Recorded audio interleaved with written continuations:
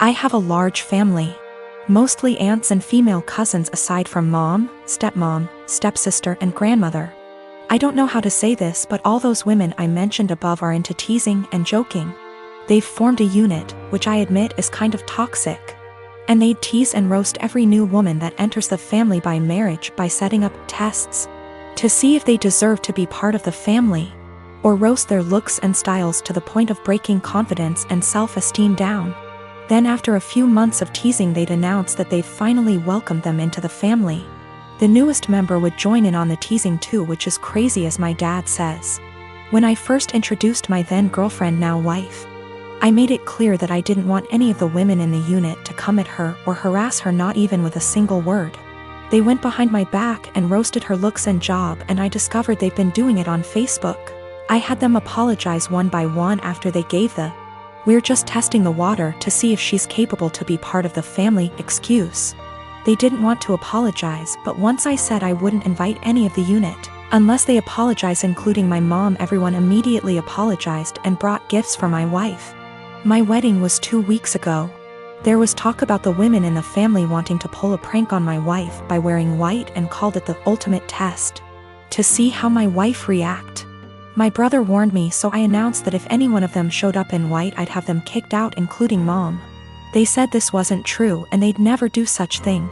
But they showed up to my wedding one by one wearing white dresses, and each and every one of them was told to leave after they tried giving excuses by either making scenes or getting the men involved. The senior women of the unit, who are mom and aunts, also showed up in white but refused to leave. I threatened to take harsher action and mom was pissed, telling me to step aside, but I didn't let her in. I had her leave while the men in the family were watching stunned. Dad was on my side and supported me a lot.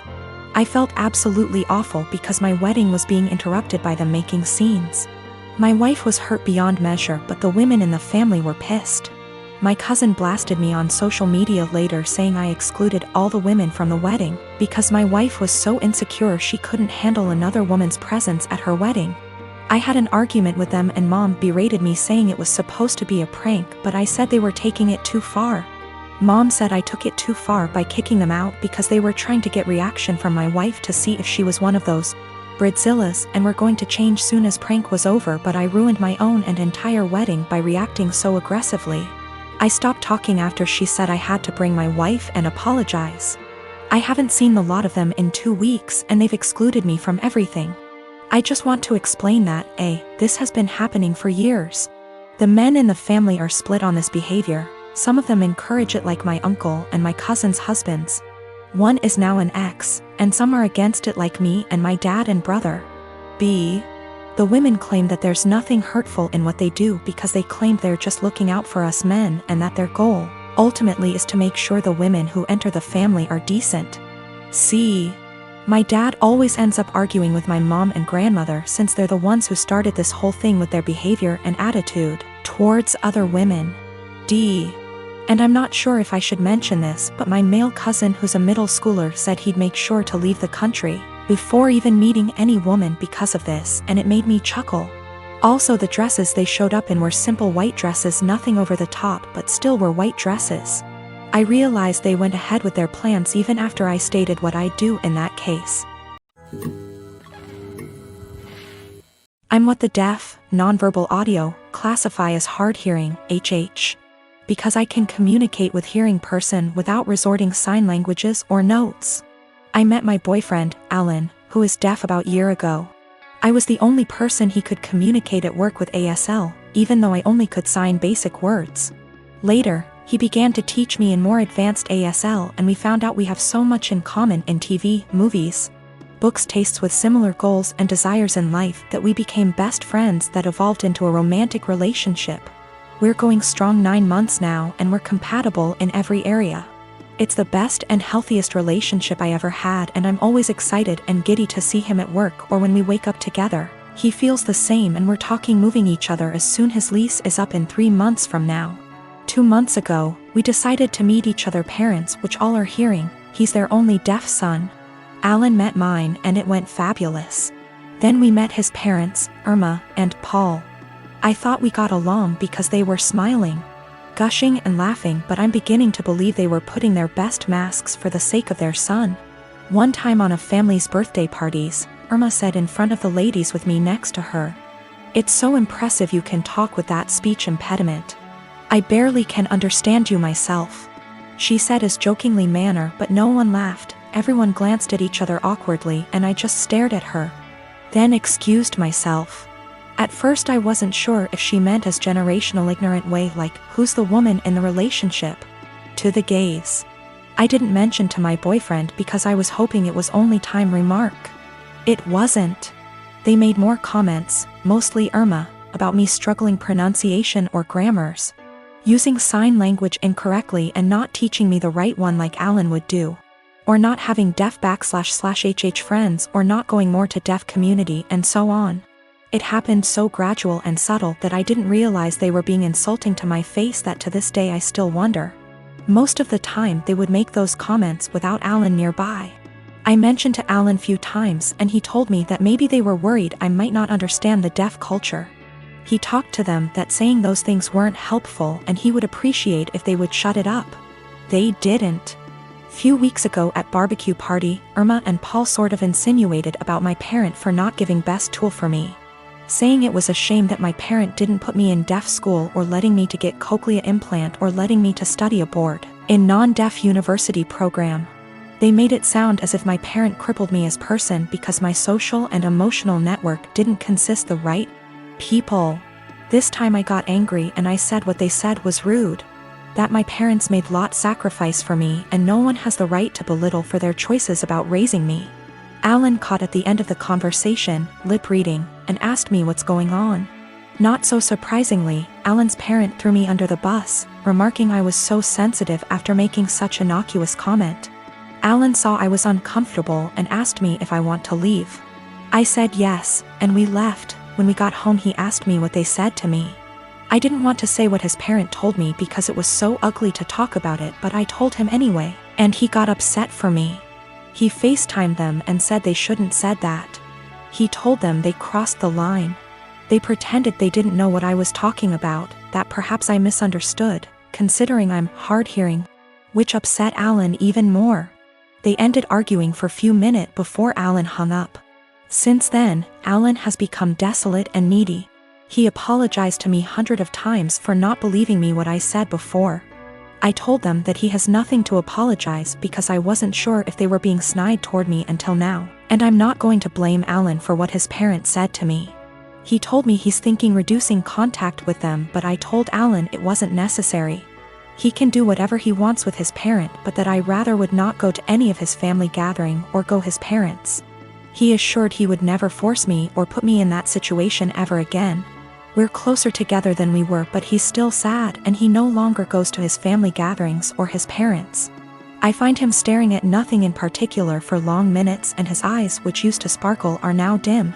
I want to cheer him up, but I'm not so sure how to in first place. I just don't know what to do and I don't understand why his parents are so rude toward me because I'm not completely deaf considering they aren't one.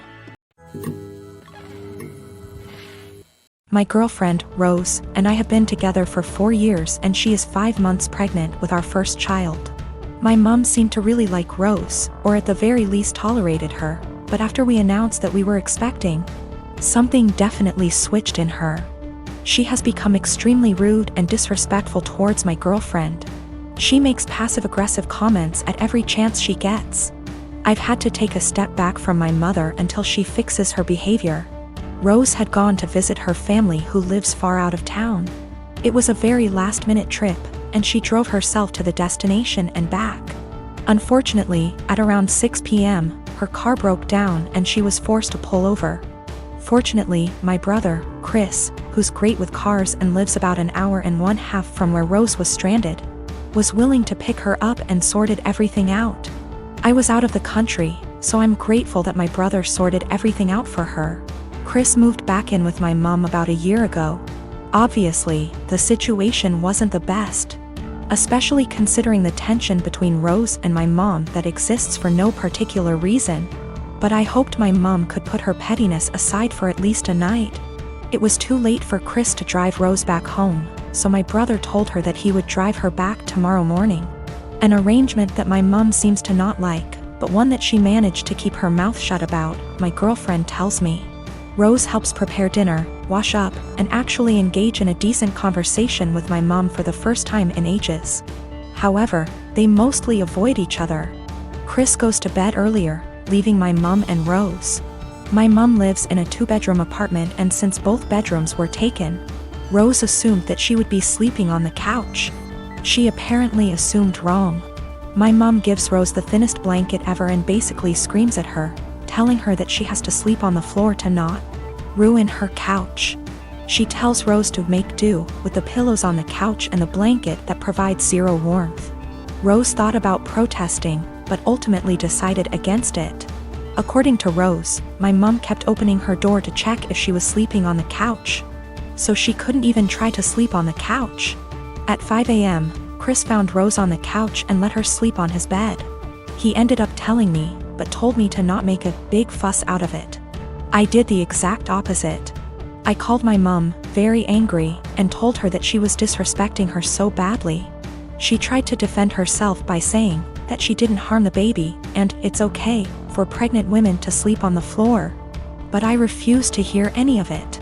Chris agrees with me, but told me that I shouldn't make it a fight. I feel like I'm losing my mind. I am 20 years old. I moved out on my 18th birthday and never looked back. I mostly moved out due to how strict my parents were. When I say strict, I don't mean something like home by 10 p.m. I mean, I wasn't allowed to have friends older than me, even by a few months. I wasn't allowed any guy friends. If I had a project to work on at school and got partnered with a guy, my mom would tell my teachers to make me do it alone. I was only allowed on my phone if someone, mom or dad, was there to monitor what I was doing. Weekdays my bedtime was 9 p.m. and weekends 9:30 p.m.